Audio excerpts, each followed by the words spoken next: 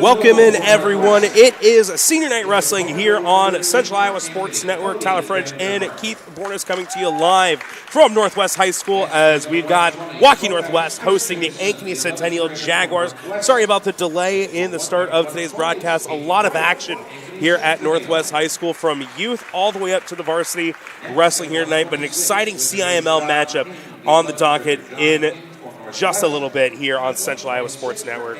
Keith, a lot to look forward to between these two very talented programs. Very talented programs led by very talented coaches, and they're not just new, young coaches. These guys are old, long-time coaches that not only have seen great things in wrestling, they have created great things in wrestling, and they both have two very good teams tonight, and it's going to be a great matchup. Both teams with strong returners from last year's teams, and for Northwest, they've had to replace a couple of big guys as well. Griffin Gamble as well as Ben Ryland, two state champions from the 2022 class graduating, both going on to participate in college athletics. Griffin Gamble especially wrestling over at the University of Virginia, and he's had a great start to his young career as well. But great returners on both sides, led by Carter Freeman and Koufax Christensen for Northwest. Yeah, they have two state champs that are coming back from last year. They have put together some great matches and great careers. Both teams here, as you look at them tonight, what they don't have in depth, they make up for in their strength of the guys that are returning. And then they have a whole bunch of guys that are just trying to make a name for themselves.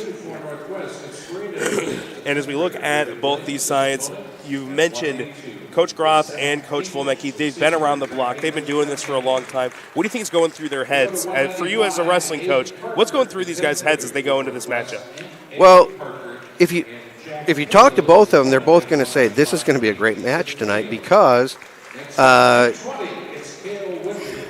Centennial has 7 guys that are ranked right now. Northwest has 6 guys that are ranked. Northwest guys are ranked a little bit higher, but Centennial has a little bit more depth. So they're both trying to feel each other out with it, and both of them will tell you, we got to wrestle. And if we wrestle well, we have a great chance to win. We'll be starting at 145. Tonight we have been seeing potential changes to the lineup as we've gone on the night. And want to thank everyone for the patience starting out tonight's game with JV running a little bit long, the youth wrestling. But it really goes to show the depth and potential on a lot of youth wrestling here in the state of Iowa. Absolutely. And when you take a look at, again, the coaches, sometimes when you are in your beginning years as a head wrestling coach, sometimes you get a lineup and you go with your lineup. These guys have been around long enough and competed against each other several times. They may toy with the lineup just a little bit, try and get the advantage. Maybe they give up a couple of points here, move a couple guys around to maybe get bonus points. It really is going to come down to the flip as to who has to present first. Talking with Coach Groth beforehand, he's not really concerned about. Well, he says he's not really concerned about the flip tonight. He's just going to wrestle straight up. You take a look at Coach Volmecki. He's kind of got a plan as to whether he wins or loses the flip here, and we just saw the flip. It appears as though Centennial won the flip, but I'm not sure who's going to present first. We'll find that out here as the wrestling gets underway.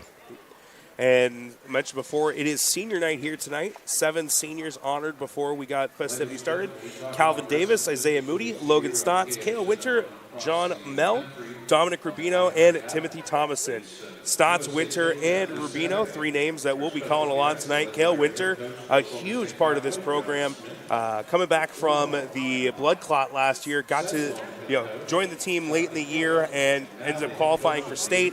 He's all-state football, and we'll be talking a little bit about him when it comes to that 220 matchup. But Kale Winter, a huge leader on this team, and a really inspiring story with all he's gone through over the last 2 years. Yeah, and to just watch what he's done, not only in wrestling but in football as well. So yeah, it's going to be a great match when we get down there into those heavier weights. It looks like we are getting ready to get this one started, and it's been a long time coming, and it's excited. This is such a great environment. It's a great sport, especially here in the state of Iowa, as we are officially underway. As Northwest going to be in the green with Ankeny Centennial in the red. And we got our first takedown of the night. 2 points already for Centennial's 145 wrestler Lucas Brohl. Great job there by Brohl getting that takedown. For all of you Northwest fans, you were probably expecting Dom Rubino to be out there. He is not on the match right now. He's probably going to move up to 152 as Ian Logan, pretty scrappy freshman, strong freshman, is out there wrestling against Brohl. And we've got some really good young talent for this Northwest team. We're going to see a couple of freshmen, including Tanner Draheim as well as Bryce Williams throughout tonight. It goes to show how, we talked about the JV, we talked about the youth, how important it is to get started early. As some back points now, looking for the pin. Looks like it'll be 3 points here for Brohl. That was a fantastic job by Brohl, adjusting where he was at. He had the roll through, but Logan was doing a great job bridging out of it. So you can see this. He readjusts himself coming over the top, gets him stacked up for the victory there as Leslie Tomeo, the official out there, called the pin. So the 113 matchup due up now to be 152. 152, excuse me.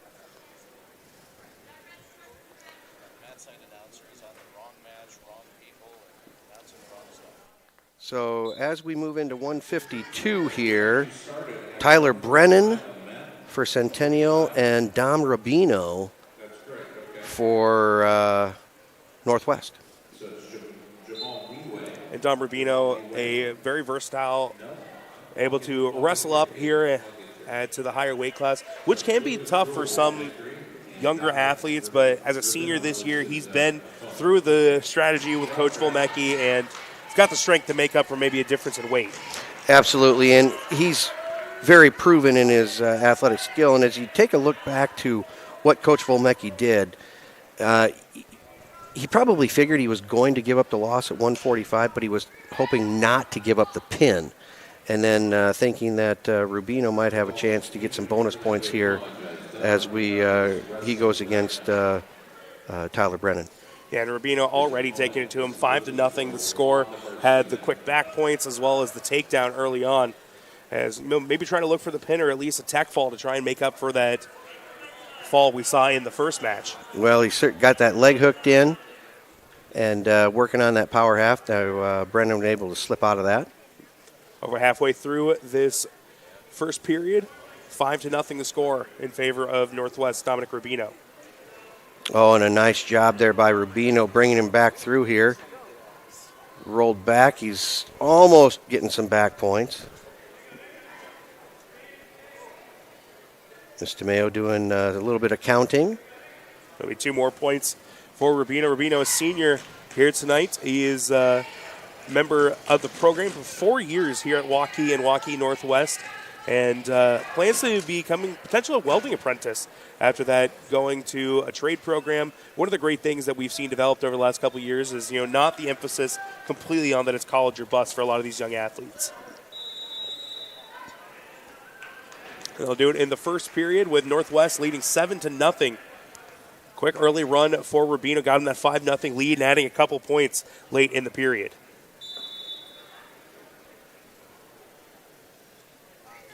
Brennan, a junior on the other side for Ankeny Centennial.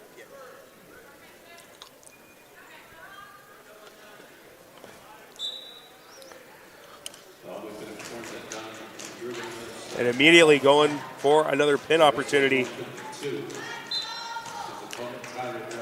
Brennan doing a great job keeping that near shoulder high, but did give up 3. That gives Northwest the commanding 10-0 lead, looking to possibly get the tech fall. Here, 5 points to go. With the way that first match at 145 kind of ended up, Rubino doesn't really want to get the tech. He wants to get that pin and make sure he gets those 6 team points back. But Brennan's certainly making him work for it a little more than Rubino wanted to. And that's something, it's not always just about getting the win. It's the way you win. That's one of the things that makes wrestling so unique, is that every match can lead to so many different finishes, whether it's, split decision, tech fall, whatever the case might be. Everything affects the overall team score. And both coaches will tell you, they know the matches that they're favored in. The ones that they're not, those swing matches are very key. You want to naturally win your swing matches, but in the matches that you're not going to win, you really want to try and save not being pinned. Try to save your team as many points as possible. And both these teams fairly evenly matched coming in, both top 10 ranked here in the state. And, recently at the Ed Winger meet, we saw them finish 4-5, Centennial and Northwest respectively. You had some guys that finished very well individually, and the teams both coming out top 5 in such a big tournament was huge. Just, we're getting to the late part of the season. Regional start next week. Northwest going to be at Southeast Bulk taking on DCG, while Ankeny Centennial hosting their first round of regionals. Yeah, and talking to both coaches about the regional meets coming up for the dual team, both of them kind of say, the draw is what the draw is. Naturally, you want to win the rest of your meets as you go out, but the big thing right now is just getting prepared for that dual team. And with Dowling and Carlisle going to Centennial, and then Northwest DCG, as you said, going to be at Polk. And with the way that it's formatted here in Iowa, we'll just go into 3A. It's very interesting to see some of those, quote, smaller schools compete against some of these big guys. But it's always one of the craziest things is that the top program in the state of Iowa, Waverly Shell Rock, which a lot of the time feels like it has maybe a tenth of the student population that a school like Ankeny, Centennial, or Waukee Northwest would have. Yeah, but percentage-wise, you're also looking at some of these smaller, big-class schools get more guys out for those sports than the bigger schools do. And the Walker boys, I know, were really big at Waverly Shell Rock. They oldest of the two, Jake, now a wrestler at my alma mater, Wartburg. Their mom, actually the volleyball coach up there as well. Had a lot of great interactions with her over the years. And 2 reversal points for Centennial, trying to work their way back in. Only 50 seconds or so left here in the third period, though. And Brennan looking very strong with this cradle. Trying to get worked over, but Rubino getting that left arm out now to balance up. Going to be a little tougher on Brennan to get him turned over now. Oh, the arm comes back in. We got a chance to start looking at some back points here. And this is going to be the biggest way for Brennan to try and come up with the win here. No points awarded yet, but with under 25 seconds left, got to try and hope for the pin if you're Ankeny Centennial.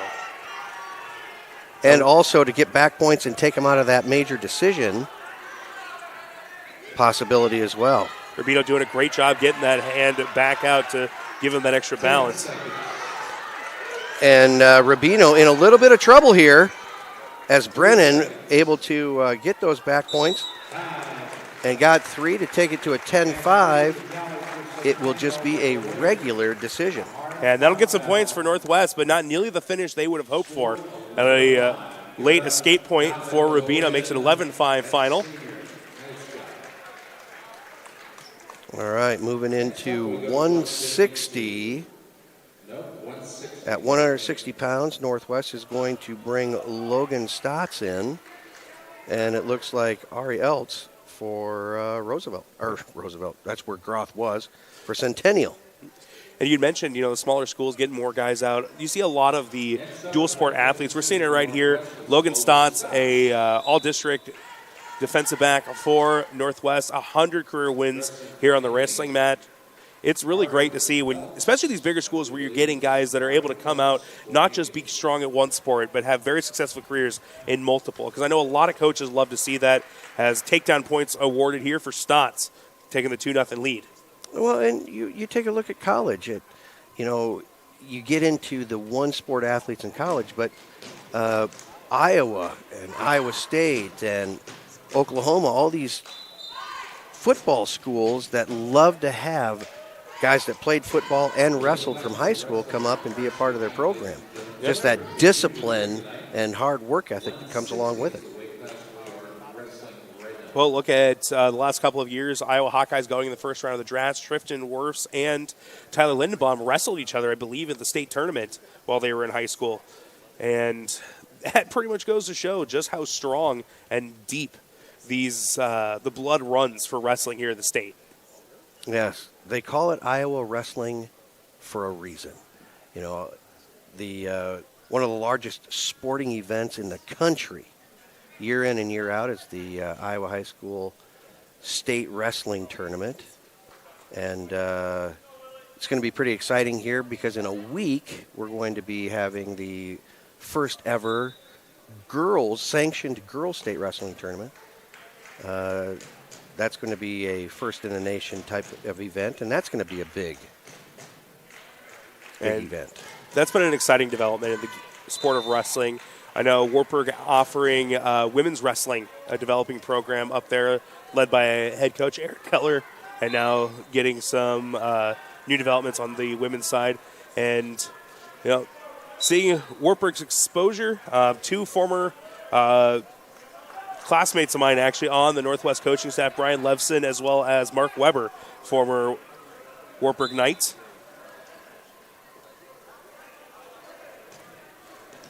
Yeah, it really goes to show from young age all the way up to the college ranks where the state of Iowa just ranks. Obviously, with Coach Brands at the University of Iowa, the programs at schools like Loris and Wartburg at the D3 level, not too bad at wrestling at Upper Iowa at the Division II. the amazing start that we've seen over the last 10 years at Grandview. And then, of course, everything we see at the D1 level with the Big Ten, led by, like I mentioned before, Coach Brands has had an amazing program there for so long. As we got a 2-1 score here near the end of the first period, both these guys going at each other, trying to get that advantage, and it looks like Stott's trying to pull away a little bit, going up 4-1 now with another takedown.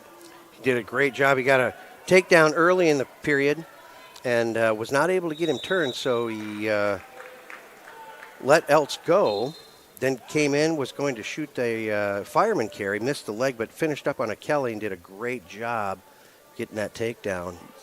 4-1 as we start the second period. And I think they may actually be wrestling Will Morris, the freshman. I heard someone say, let's go, Willie. So I'm wondering if they may have moved him up to 160. Oh. Well, there you go. If that is true, Coach Groth kind of showing a little bit. Maybe has more team points right now, or a bigger advantage right now than he thought he might at this point. So play around with his lineup just a little bit. Never show your hand until the last possible second. That's right. 6-2 as another point awarded on the escape. Logan Stott's traditionally a very good technician on his feet. I don't know how many takedowns that is in over 100 victories, but it is a bunch. I was going to say, you're probably going to rack up a good number when you're pulling that many wins. And definitely helped him on the football field. Great open field tackler and someone that could get after the quarterback on blitzes as well. Yeah, certainly no fear. So Stott's moving up to 160. We'll see what happens with Isaac Volmecki. See if he moves up in place of the freshman Bryce Williams, who's had a pretty strong freshman year. I'm guessing we're going to see Bryce Williams at 170. And Volmecki maybe not see the mat tonight. Both guys have very comparable records for Northwest, but sounded like Bryce Williams will stay in the lineup.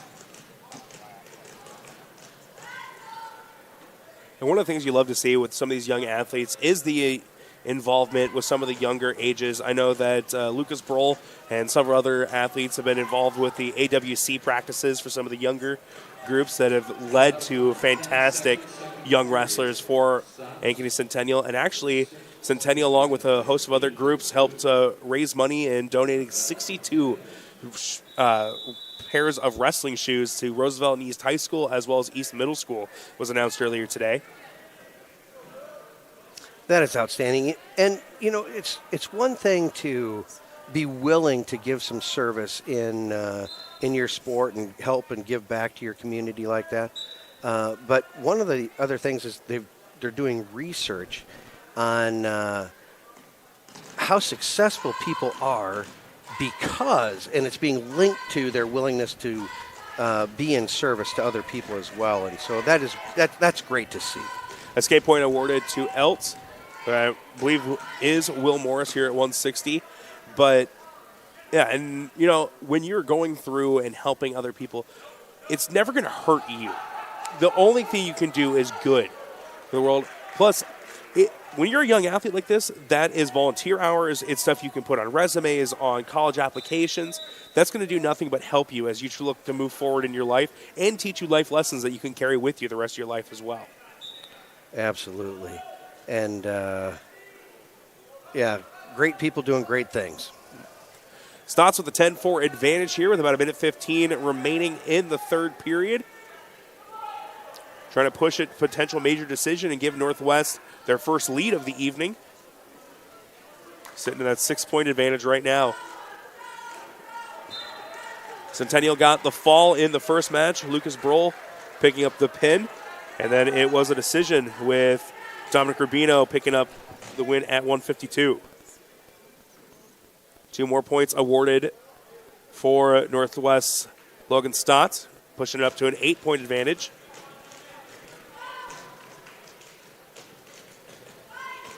Got to be very impressed with what Eltz is doing here. You know, staying off the back. All the points have come off of these takedowns. and trying to get that flip, but Morris doing his best to hold on, at least get through the rest of these last 20 seconds. Oh, yeah, and Logan Stotts had a great pinning combination as he was trying to run the head, but Leslie said, Tomeo said, no, that's putting a little too much stress on the arm there. Called it potentially dangerous. Got to start again in referee's position.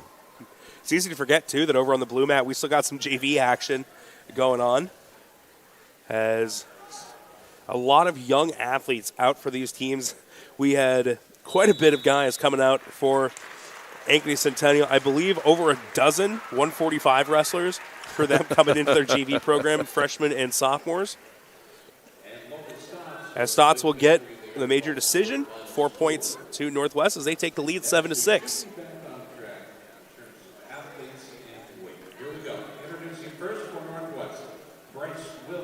It will be the freshman Bryce Williams at 170.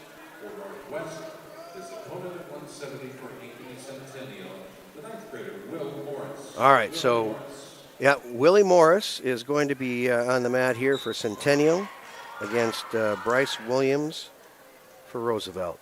Two very scrappy young men. Yeah, matchup of two freshmen. For this one, we'll see another matchup like that potentially at 106 between Draheim and Vandermark. Boy, it is Ari Eltz. Okay, so Ari Eltz. So we switched those. So we did see Morris at 160. See, that's when they got to start bringing the cards up to us, too.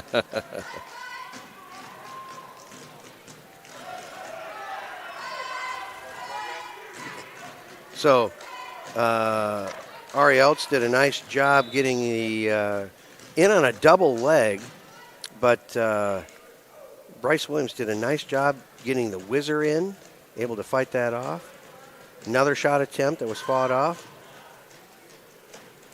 Takedown by Centennial to give a 2-1 lead right now as Eltz takes in another shot and now has a bear hug here.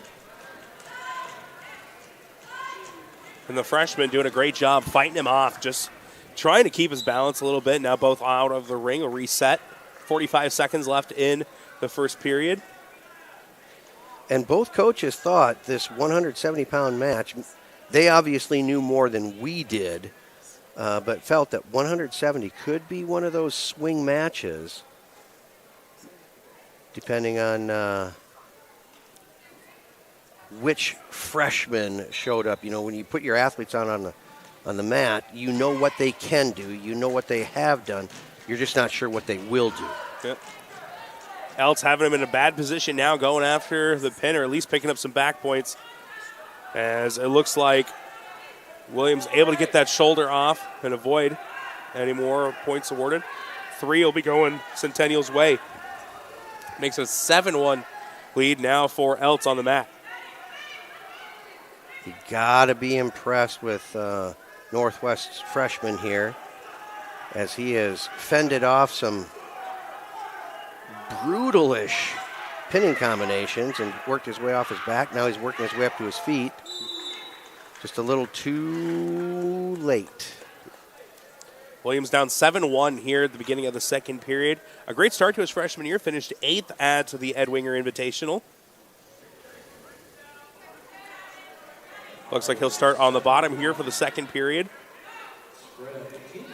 And it's always seemed like that decision can be very interesting of whether or not you want to try and go up to the escape point, but put yourself at the risk of a potential takedown right off the bat. Yeah, a lot of times guys either take that neutral position or they choose the down position just because you don't always make as many mistakes. When you're in that top position, you got to be a really good rider.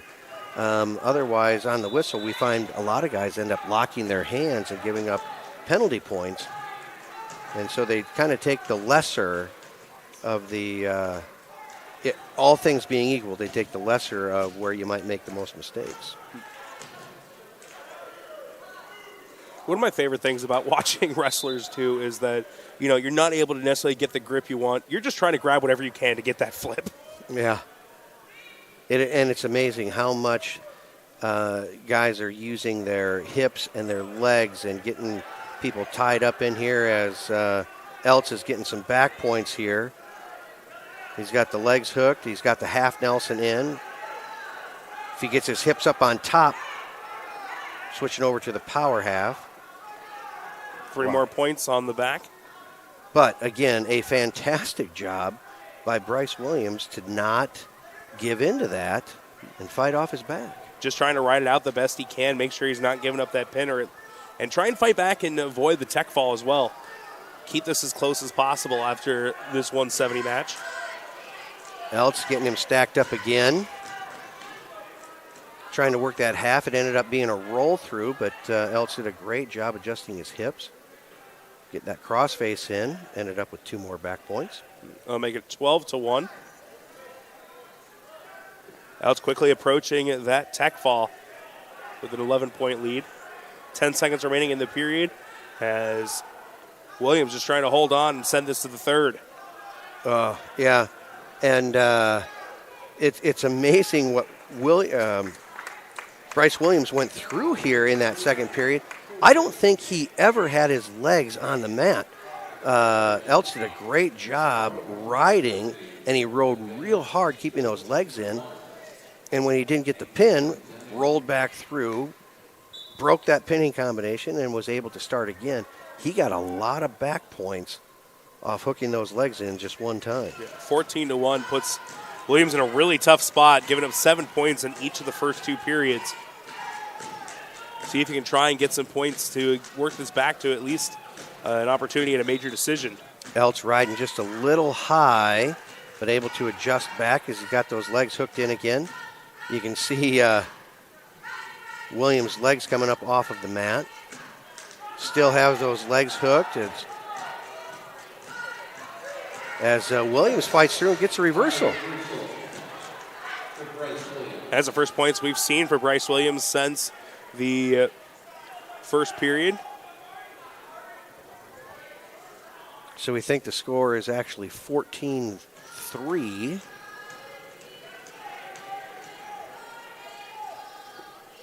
Now if Williams can at least hold off, he'll be able to. That reversal big because it makes it tougher to get to that tech fall, and you might still end up with a major decision, but even 1 or 2 points is so big in a matchup like this. It certainly is. 7-6 after the first couple of matches, and Williams doing a great job on this ride, but he's got to get him back down on the mat. Doing a great job keeping the arm, getting him flattened out again. Trying to work into a pinning combination, but he's just a little bit off as Eltz is able to continue to either sprawl out or get back into a referee's position, build up to his base. Down to 15 seconds remaining. Williams done a great job turning the table here in the third period. Eltz rolled through. Got the reversal, and he's going to get some back points here. If not the pin, out of time. But I think those last points were enough to potentially get the tech fall. We're going to take a quick 30-second break, and we'll be right back here on Central Iowa Sports Network. Certified used vehicles aren't the same as the rest. Every DeArmond certified vehicle receives a 175-point inspection and comes with a 12-month, 12,000-mile bumper-to-bumper warranty, a 2-year, 100,000-mile powertrain warranty, and DeArmond Care. Wheel, dent, windshield repair, repel paint and windshield protection, and a full tank of fuel. Buy with confidence, knowing you made a wise decision with DeArmond Certified. Find DeArmond certified used vehicles at DeArmondFord.com. We're back here at Northwest High School. Tyler French and Keith Bornas coming to you live on the Central Iowa Sports Network. Centennial getting the tech fall in that last match, moving it to an 11-7 advantage. Looking at Braden Williams here for Northwest, going against Zach English from Centennial.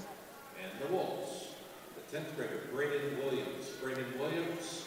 This is going to be a very tough sell here for Braden Williams as he goes against Zach English, senior, ranked 4th, 3-year starter in football.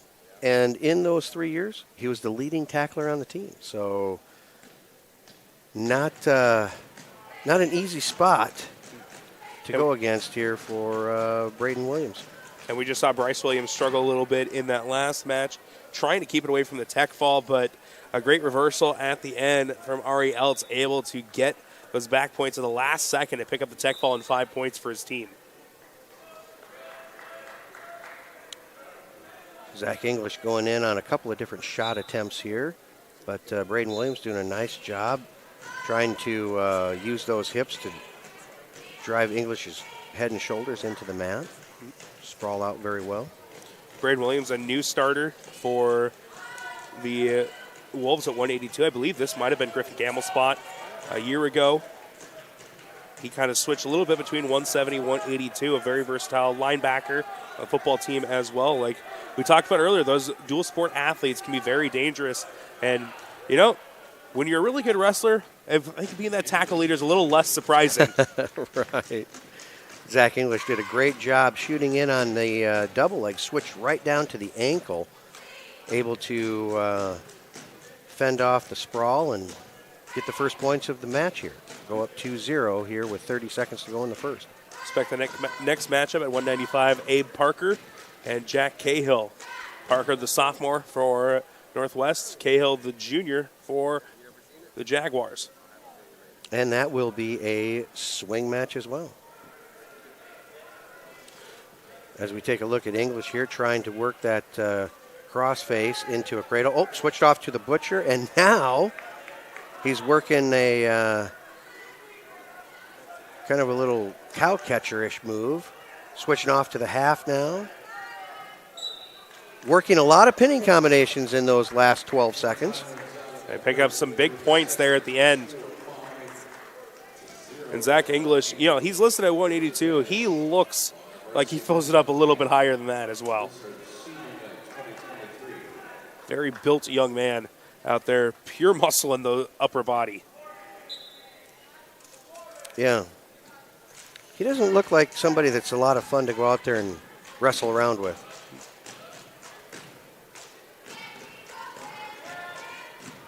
As we saw, Williams trying to get the takedown, but has not been able to gain the advantage over English here in this match so far. Yeah, on this deal here,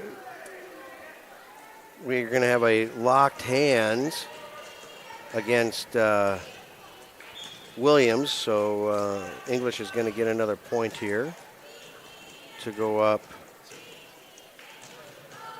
6-0, I believe. And I think they awarded 2 back points or take the reversal. Yep, the points. reversal, yep. So, you know, that's what we talked about earlier. When you're in that top position and you're going against somebody that's really good, as English in here working toward a fall. Yeah, he readjusted his body there to get off his knees. He's going to try and get as much pressure down on that shoulder as he could and got the fall. And that's a big set of points there. So that'll be 11 points for Centennial over the last 2 matches. You can see where English right there moved that knee back to get more pressure put down on that shoulder. And then Leslie Tomeo said, it's all over. So after the tech fall and the fall, it went from a 7-6 lead for Northwest to Centennial. Gained a little bit of control now, 17-7. Abe Parker, the sophomore, due up next for Northwest, and the junior Jack Cahill coming out for Ankeny Centennial. As we take a look here, both coaches had talked before the meet began. This is going to be one of those matches that is kind of a swing match, and it's certainly going to be something that Northwest needs to get back in. As we're going to see some big names for both of these programs. The Vandermarks due up at 106 and 113 for Centennial. Northwest coming up at the second half of our wrestling. You'll see some Koufax Christensen and Carter Freeman, the 2 returning state champions for the Wolves. 220 due up next, and another big name for Northwest, multiple-time state qualifier, Cale Winter, will be coming up next at 220. Both guys here trying to get a little heavy hands, trying to set up a potential shot. And one of the things we've seen over these last couple matches where Centennial has gotten those big wins was kind of just not necessarily like a talent difference, but it's the experience difference. The last match, Zach English, a senior, going against Braden Williams, the sophomore. And before that, Ari Eltz, a junior, against the freshman Bryce Williams. Got to wonder if that experience kind of played a factor in allowing them to get those big advantages over Northwest. As 2 takedown points awarded to Abe Parker, making it 2-0 here over halfway through the first period. Parker did a great job kind of swinging out to that outside single, and he was able to bring him up, lift him up into the air pretty well, get him down on the mat.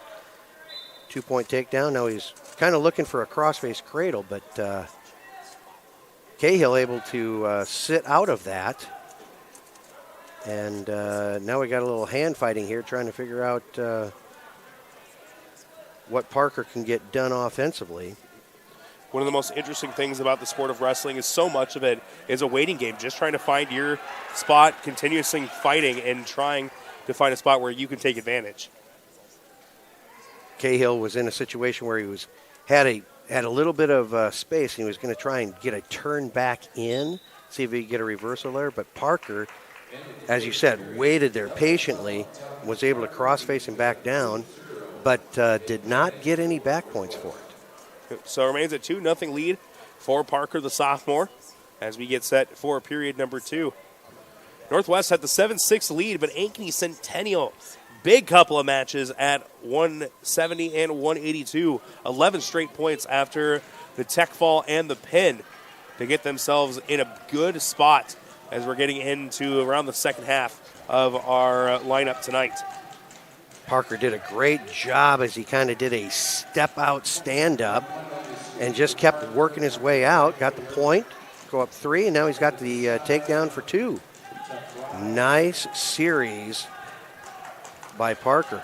And this is a good bounce-back match for Northwest after those 2 disappointing finishes. You want to try and pick up the win here, even if it is just by a regular decision. Those 3 points gets you back within single digits, and that's a huge stretch as they're getting ready to line up some of their bigger hitters in the second half of our lineup card. Nice job by Cahill getting to his feet. Parker did a great job hanging on to that ankle to not give up the escape, but the separation that Cahill created allowed him to actually get a reversal. So 5-2. Now he's kind of working on a power half here. As Ian Parker kind of just feeling each other out here in the later half of the second period. This third period is going to be a big one as each one looks to take advantage in this match. Cahill had a deep waist and a half. I didn't know if he was going to try and do an Iowa pull over there, but kind of tried to switch off to the ankle. Parker doing a great job fighting that off.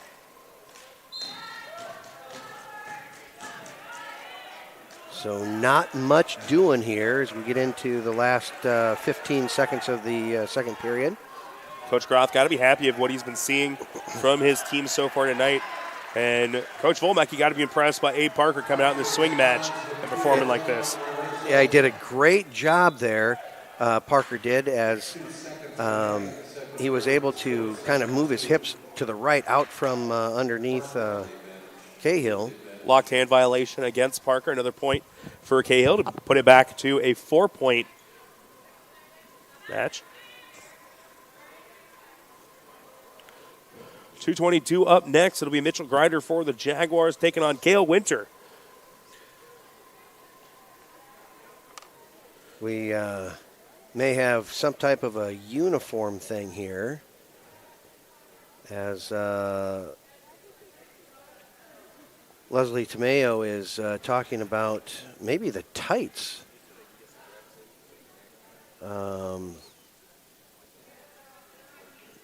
There is a rule, I believe, that if you are going to be wearing leggings, they have to be hooked down around your heel. And it's not anything that I mean, I just found out about it this year because we had Leslie Tomeo do one of our matches earlier in the year, and she came over and said, hey, if you're going to have tights on, they got to be hooked around the heel. Prior to her saying that, I had never heard of that rule before, and it's certainly never been called. Well, while we're waiting for Parker to return, we'll take a quick 30-second break and be back right here with CIML Wrestling action.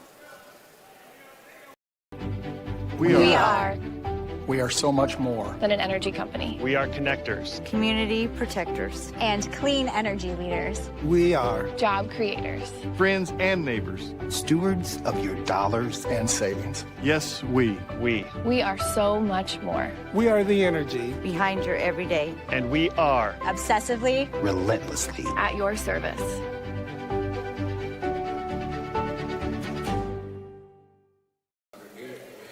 Parker and Cahill back out on the match. 2 seconds left here in the second period. Kind of surprised they didn't just wait in between periods, then let him go to it. Yeah, well, when it's a rule like that, I think it has to happen during that because they charged him injury time to go get rid of the tights. So 7-4 lead for Parker. Coach Volmeke giving his sophomore some last advice before entering the third. And the escape will get it back to a 2-point differential now. You know, from an athlete's standpoint, I should say, it's being called for something like that just kind of takes you out of the rhythm of your match. And to come back in, we'll see how Parker handles kind of starting fresh again. Cahill trying to work into kind of a sidestep to heel pick possibly, but Parker coming around with that outside single again. If Cahill can get a takedown as they come off and they can't get the takedown points just by a couple of inches missing those extra two. Yes, Leslie Tomeo right there all over that saying, no, fellas, you're out of bounds. We'll start clean again. Cahill looking for a takedown to try and even this up.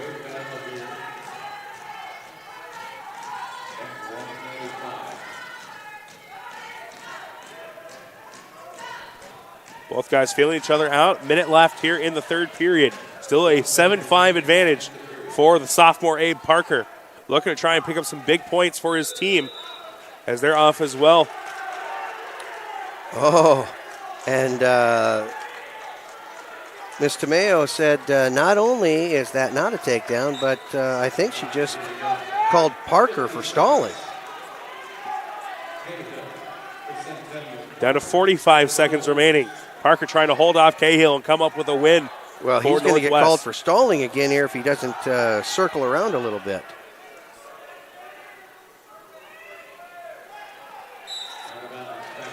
Third time we've seen them go out of the circle.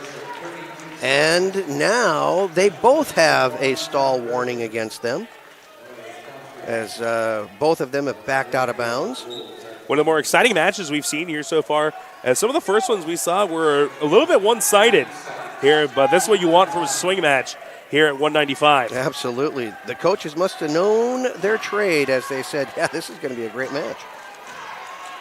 Down to 15 remaining in the period. Parker trying to hold on, and Cahill trying to get one last takedown, trying to even it up. Down to 5 remaining as both guys looking for one last advantage, and that will do it here in the period. Northwest captures the decision, makes it back to a single-digit score, 17-10. What a great match there by both guys. Excuse me. Neither one able to get the advantage there as they kind of locked horns and got their arms tied up. No heel picks coming at the end of that match. Moving on to 220. Cale Winter, the future Iowa Hawkeye, going to come out for Northwest.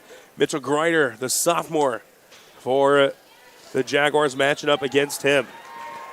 Right, next up, we go to 220. Mentioned it earlier in the match, Cale Winter, and an awesome story coming back from the blood clot last year, making this qualifying for the state tournament, and then getting all the way into the top 5 in the state tournament last year. A huge part of the Northwest football team on both sides of the ball. Gets the quick takedown here to go up 2-0 over Grider.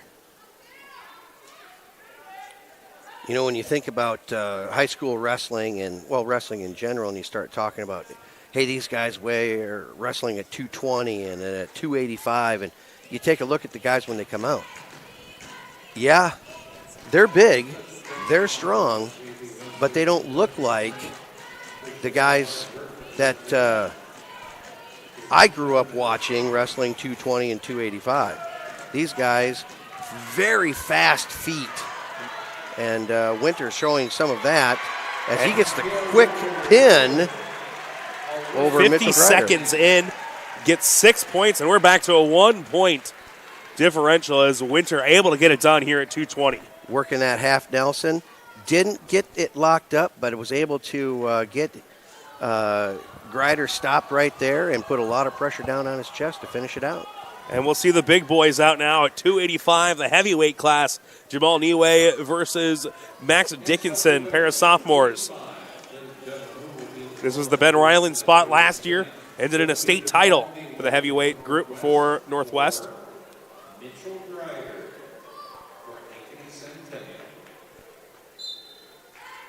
And I know both guys listed at 285, but it really looks like Niue has a big just size advantage out there. He does. So it's going to boil down to feet again. Who's got the better feet? Because both guys look pretty athletic. There is that size differential, but now it's a question of speed. And Dickinson did a great job getting that initial takedown, but almost takedown, as these guys are just a flurry. And finally, the first 2 points coming by Niue. And very exciting action here at the heavyweight, as that's not something you see a lot of the time. Usually that's kind of figured out as you go for the big guys, but Niue and Dickinson getting after it here. 2-0 lead for Niue, but he's going after the back points. If Niue can get this near shoulder brought down, he's got to try and move the shoulder up toward the head just a little bit more, and he's trying to get that hand. Nice job of sticking over the top there. That's going to get hard. Back-to-back pins for Northwest. Wow. Things just took a turn. As you can see, Niue trying to get that arm slid up away. And then there was a gap. He jumped over the top, came down right over, and finished it out. And we talked about that run for Centennial. They went 11 straight points after the tech fall and the pin. But Northwest, led by the start by Abe Parker, held on to pick up that decision. And then back-to-back pins. And now we've got, it's always fun to see you go from the 285 to 106 because it's a huge height and size difference usually. Especially in this case, going down to the freshman, Cale Vandermark. Finished 4th at the Ed Winger Invitational, taking on the fellow freshman, Tanner Draheim. And trying to even things back up the other way, going after an early pin. Vandermark ranked 6th currently. And he's kind of looking real solid right about now. And there he goes. A quick pin on the other side. We're back to a 1-point game. 4 matches left, 113 through 138. There's going to be 5 left. So you take a look here. Great job there by Vandermark as he was able to spread the shoulders out just a little bit. He was pushing his right hand into the left shoulder to spread it out, and then came around, also dropped that left shoulder of Draheim down and finished it out.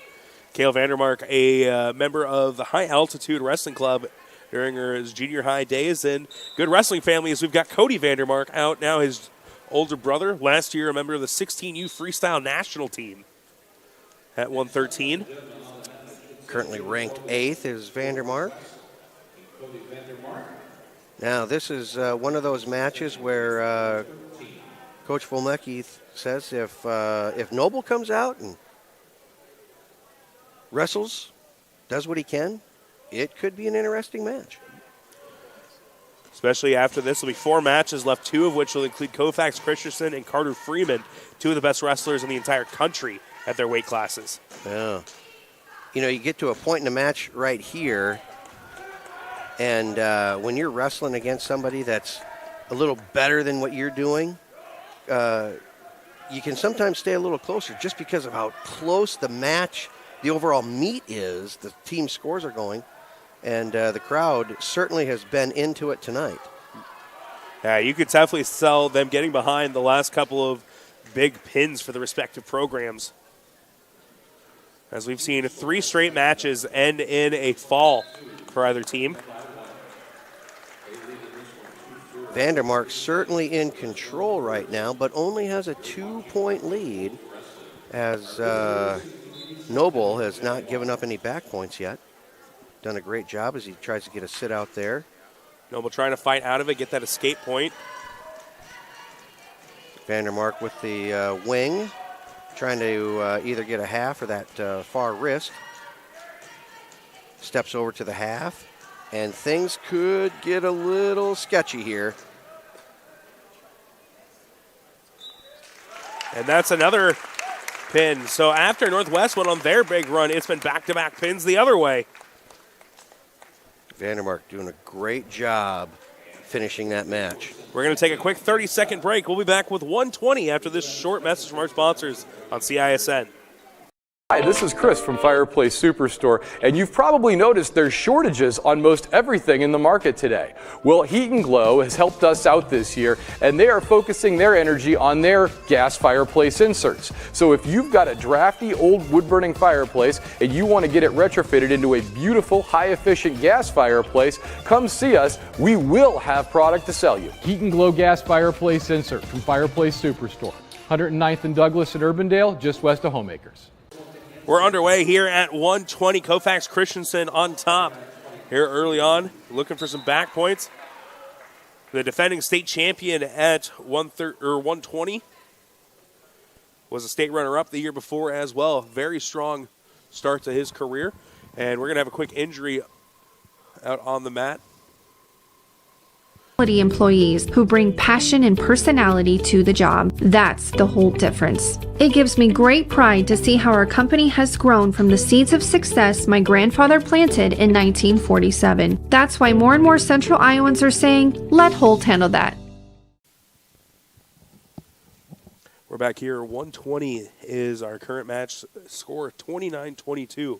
In favor of Ankeny Centennial. An injury down on the mat. It's been an exciting night of wrestling here so far, though, as neither team has really been able to gain a great advantage so far. Right. We started at a weight where Centennial said we got to get out and build a lead, because when we get into that, because we started at 145 and we worked our way up all the way through to the heavyweights, and now started our way back through, starting at 106 and now at 120. The lead did get out. Centennial got out to a good start, but boy, that 220 and heavyweight matches really turned the tide, bringing Northwest back into the team score.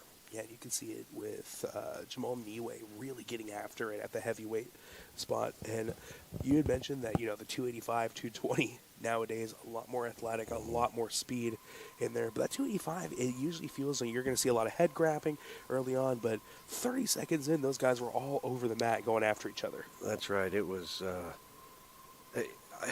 I have seen less action at 106 pounds than we saw at the heavyweight.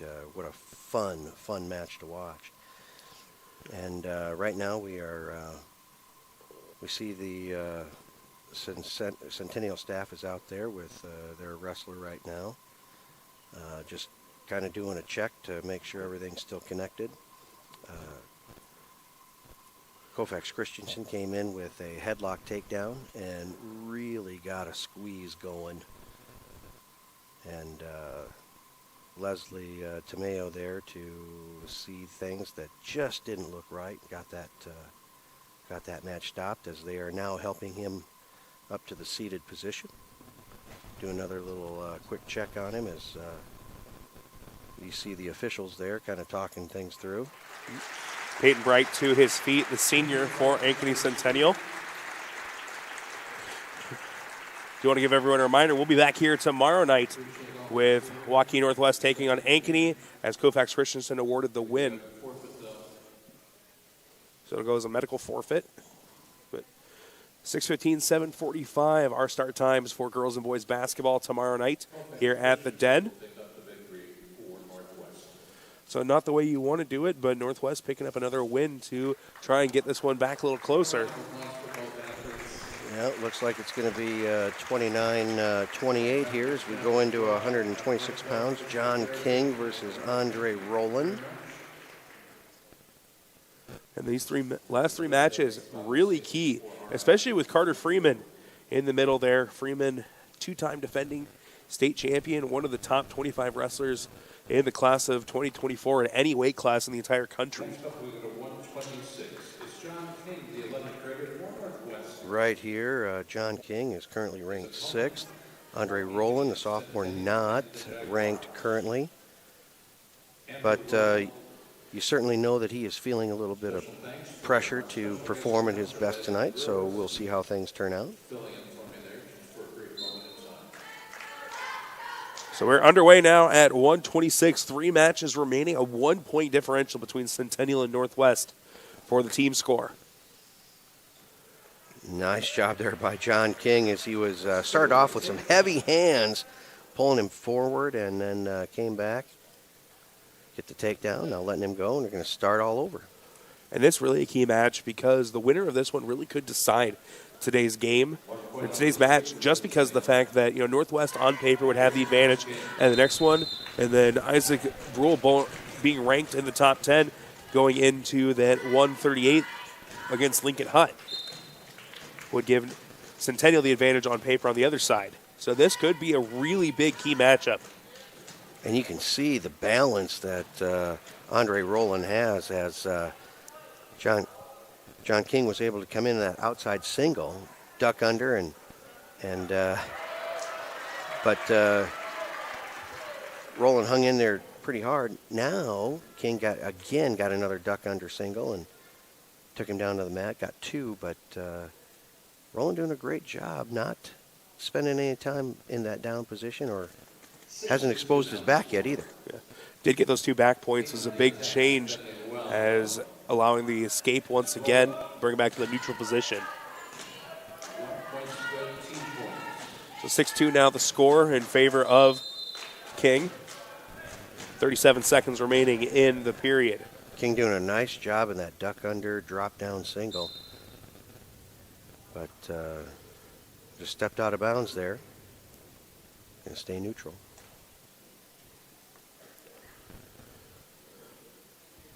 Both guys looking for advantage as we get into the later part of this first period. King with a couple of takedowns to take the advantage, and Rowland getting back into it with a pair of escapes. Oh, nice job changing levels and then coming back up to try and work on that underhook takedown. But it wasn't there, but he just puts together a nice series and gets a takedown here with 3 seconds to go in the period. Outstanding wrestling there by John King. Very much dominant in that first period. 8-2 advantage. It looks like they're going to go neutral. Well, you know, Centennial was able to defer, so John King said, well, I started out pretty well on my feet. I'll go right back to it. A 6-point advantage for John King, the junior, for Northwest. The win in this match would get Northwest back on top, trailing it by 1 here with 3 matches remaining. John King from Northwest there still continuing to control this match, not only by the tempo of the match, but also by changing levels. He is wrestling low, he wrestles high. And you can see it right there, starting up near the shoulder, shooting for the leg, and able to get another takedown, 2 more points. Now up 10-2. Into that major decision range here with another period to go here, in addition to the minute to go in this one. The big thing is if he can pick up at least the major decision, then even if Freeman only picks up a decision in that last one, if Hutt would be able to avoid a fall, Northwest would be able to capture the victory tonight. Both coaches felt coming in, we have to wrestle to win. And, man, it has been a back-and-forth match. Escape point for Rowland. The next match will be the number 1 ranked Carter Freeman against I believe, number 4, Kale Weiner. Again, another nice duck under drop down as John King takes another 2 points. Trying to load the hips up here and get some back points. Had a nice 2-on-1 ride there. Switch off to the deep waisted with a chicken wing. And Roland able to hold on, not pick up any more points for King in the second period. It looks like Roland will start down. 2 minutes remaining here in very important 126 matchup between John King and Andrew Roland. Going to kind of do a little international start there.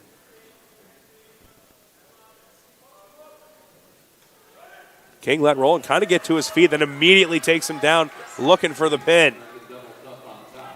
He did not give up an escape, though. He was not awarded the escape, so there's no takedown here, but certainly the potential for some back points.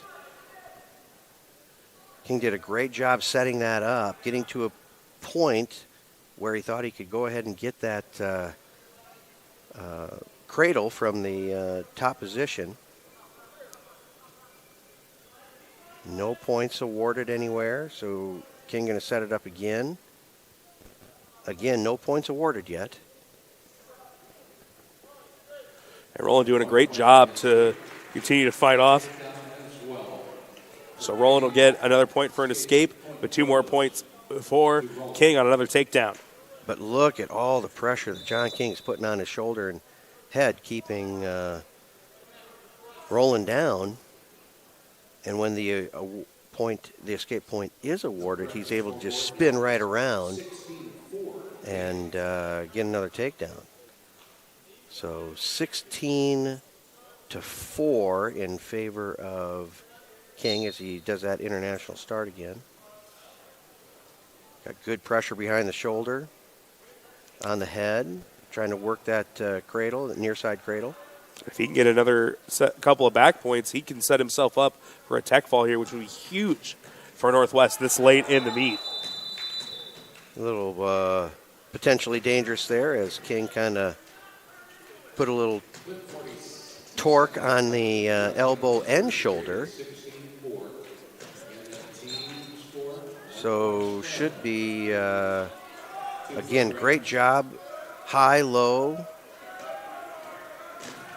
Working on, he's got to get that arm free to get the takedown here. Nice job settling back in. Needs 2 more for that tech fall.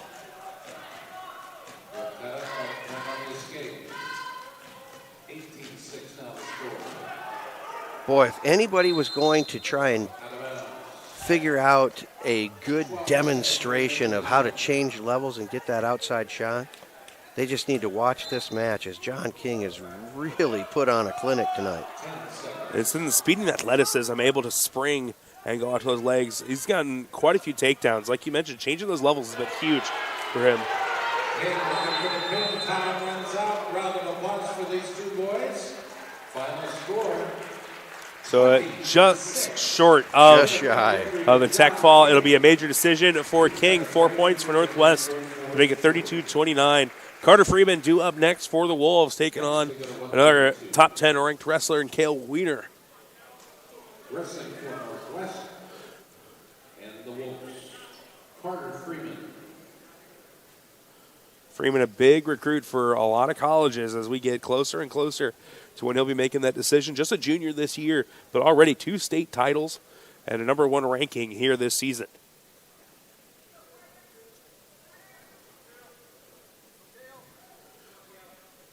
Started off in one of the lighter weight classes, and we've seen him, as he started to bulk up a little bit, climb those weight classes and still remaining one of the top wrestlers in his class every year.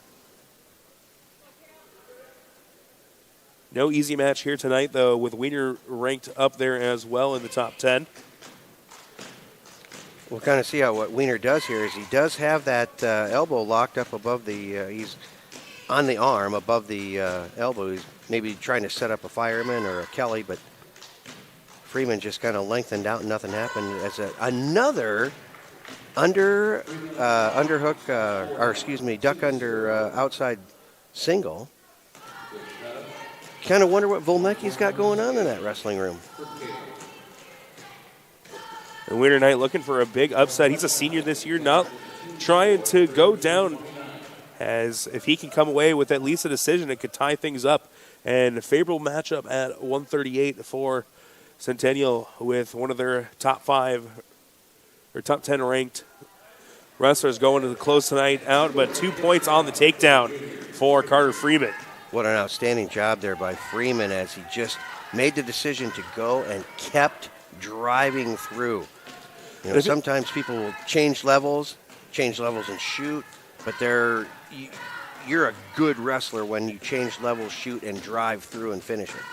And I feel like that's something we've seen from Carter Freeman is he gets a lot of those quick takedowns, does give up the escape points because he knows he's going to get another opportunity right off the bat. He hasn't seemed like someone who likes to grind it out on the mat, but if you need someone to get a takedown, he's going to be one of your best options in the entire state at any weight class.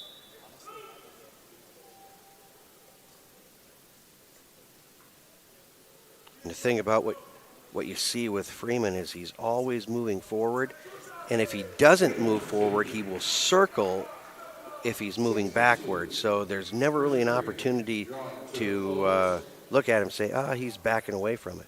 He is always on the offense, setting up what he's going to do next. It's a 3-point lead for Northwest, so this is a big matchup for both sides, as if he can come away with at least a major decision in this victory, it would put the match out of reach.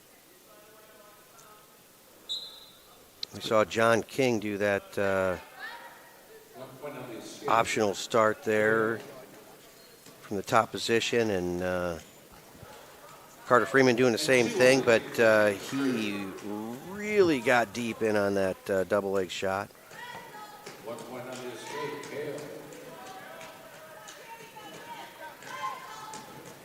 Both these teams keeping their eyes, on the prize right in front of you, but there's going to be a lot of excitement moving forward in this season. Northwest and previously Waukee coming up just a little bit short each of the last 2 years, of that state title. Ankeny Centennial got some guys that have a really good shot to be wrestling at Wells Fargo. So both these teams, a lot of excitement as we move into the last month or so of the season.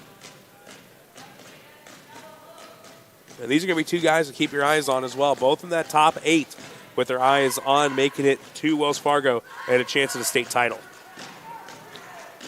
Wiener was in there on a potential. He was set up to do a fireman carry, but Freeman just did a great job extending his body out. I mean, there was never an opening. And Wiener has that elbow again, but you can see the pressure coming back by Freeman, preventing him from getting that shot. Oh, a nice pass by there as he threw the arm and ended up getting the 2 for takedown.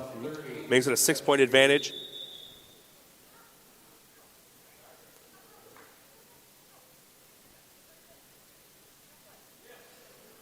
Got a little stop here in the match as Leslie Tomeo says, one of you is bleeding.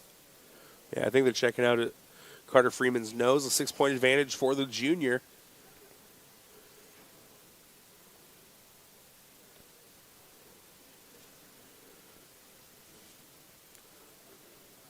We'll take a short break while Freeman gets looked at. We'll be right back here on CISN with the exciting conclusion of tonight's wrestling duel.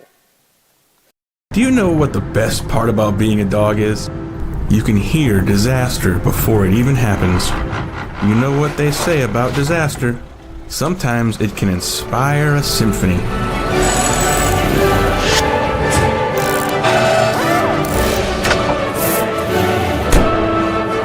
An honest day's work deserves an honest day's treat. No extra charge. And that is why we choose Honest Wrenches. No extra charge. And it's how service should be. Looks like they've got Freeman cleaned up and the mat cleaned up as well. 29 seconds remaining in the second period. 10-4 lead for Northwest's junior as he looks to try and put his team in front for good. As we've got one match remaining here tonight, Lincoln Hunt for Northwest going to take on 7th-ranked Isaac Bruhl. pair of sophomores will duke it out to close out tonight's wrestling duel. Two top 10 CIML schools have had a great night here on the mat at Northwest High School. Freeman doing a great job in the top position. He's been riding this out. Getting ready for the third.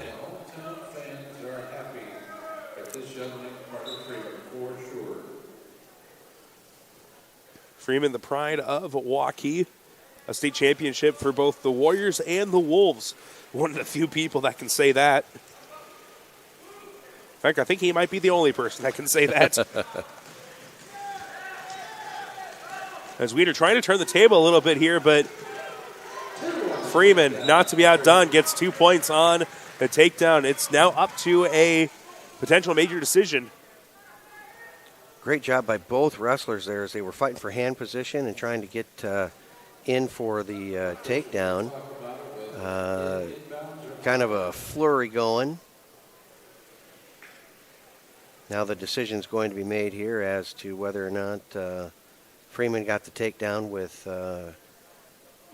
some body parts still in the field of play.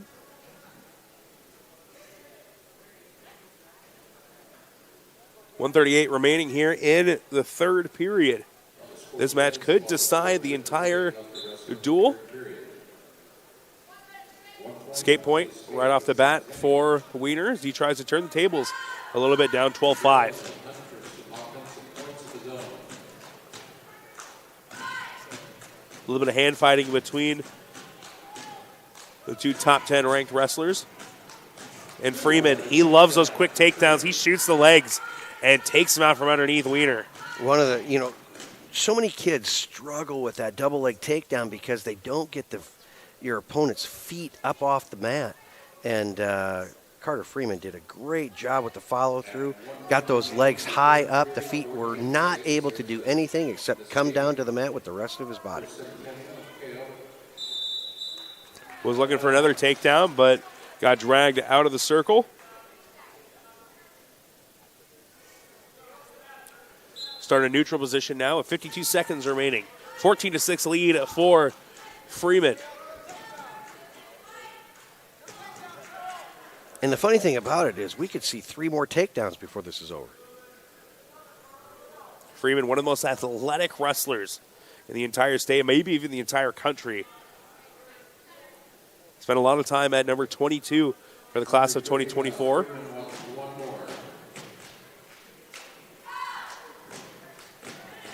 Waukee Northwest with a lot of recruits in these winter sports that have been getting some national recognition. It's 2 more points.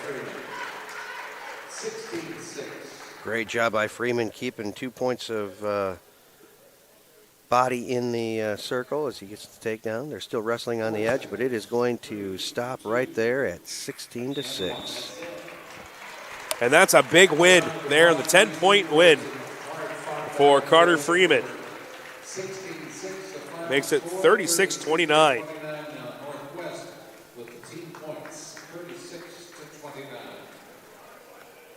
So Northwest is going to come away with the victory, but it's going to be the question mark of by how much. Yep, even if Hutt were to get pinned here or even forfeit, which we know won't happen with him on the mat, hopefully. It'll be Isaac Bruhl, the sophomore.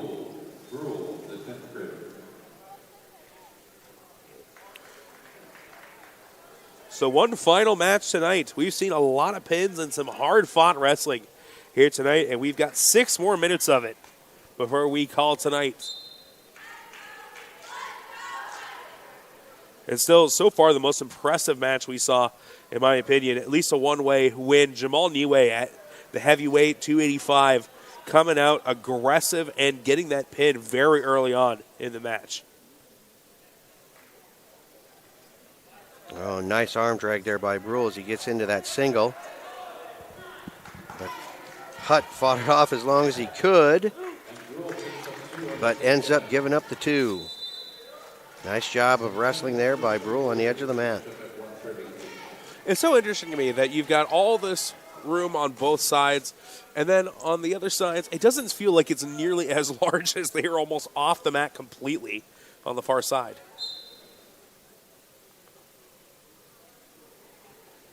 Because the last thing you want to see is someone get pinned or takedown and thrown off the mat onto the hardwood. Yeah. And to give up a takedown on the edge of the mat is sometimes devastating as well because you're that close to being out of bounds. As Brule does a great job with the duck under sweep single. As we see a takedown on the edge. Yeah. Got a takedown and then tried to bring Hutt back onto the mat to finish it and get some points, but Hutt got out of bounds. And we did see Carter Freeman pick up a couple of those same type of takedowns right on the edge of that circle.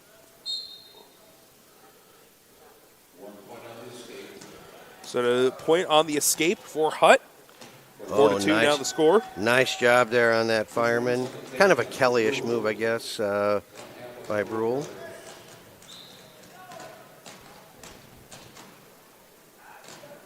Got that wing hooked. Nice job pulling him back. He's going to get back points here on the edge of the mat. Possibly a pin if he can keep that shoulder down. Switches into a cow catcher there. But off the mat. That'll be 3 back points. Making it now 9-2, 22 seconds remaining in the first period.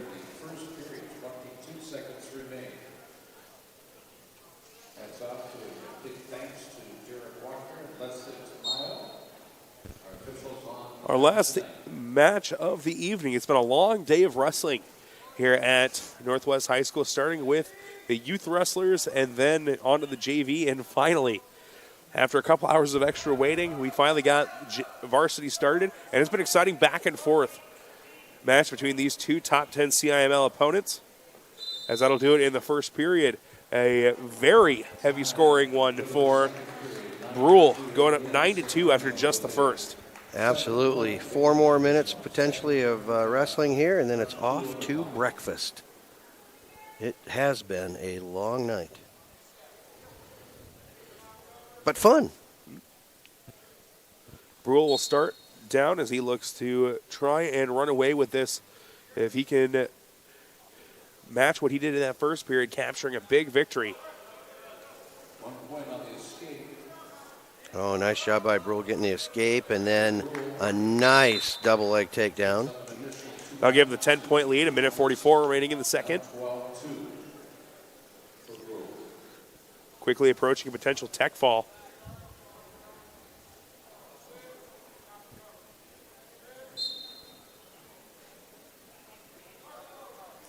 Escape point for Hutt as he gets out of it early on. Well, good effort there by Hutt trying to take that shot, but he took that shot from Ankeny. You need to be a little bit closer to have a chance to finish that, as Brule was certainly ready and able to defend that off. Go out of bounds again, a reset here in the middle of the mat.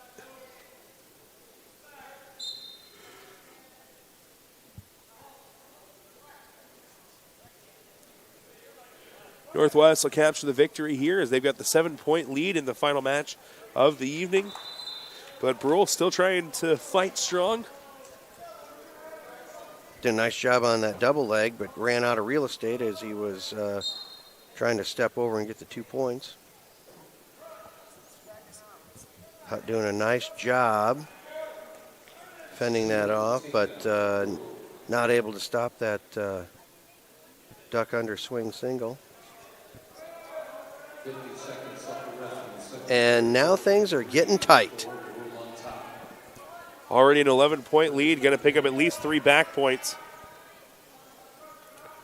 Hutt fighting with everything he can, trying to avoid getting that shoulder down. Hutt fighting hard, but what a job by Brule adjusting his body weight and then switching off to that half Nelson. I thought he was going to get it done there, but Hutt, no giving up there. 14-point lead.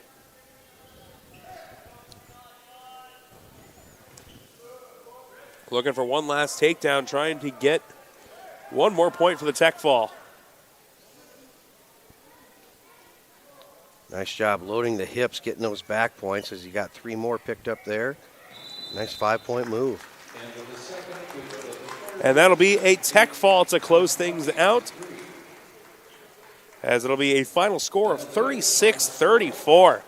A very hard-fought match by both teams tonight, but some impressive showings from some of these top-ranked wrestlers. Still, to me, Kale Winter and Jamal Niwe helping really set the tone for Northwest at 222.85. Winter with a pin in just 50 seconds, and then Jamal Niwe getting after it at the heavyweight spot. Yeah, a lot of fun to watch, and we knew it was going to be a great meet coming in, and there isn't anybody leaving disappointed. Well, as far as spectators being able to watch a good match, yes, Centennial may be a little disappointed that they didn't get it done, but wow, what a great meet to watch. A lot of energy, a lot of excitement. Final score 36-34. Northwest captures it. 2 top-ranked teams, and we saw them fight tooth and nail down the stretch. Reminder, we'll be back here on CISN tomorrow as Northwest takes on Ankeny in girls and boys basketball action. 6:15 and 7:45, the tip-off times for those 2 games. But for all of us here at CISN, my broadcast partner, Keith Bornes, I'm Tyler French, signing off from Northwest High School. We'll see you next time.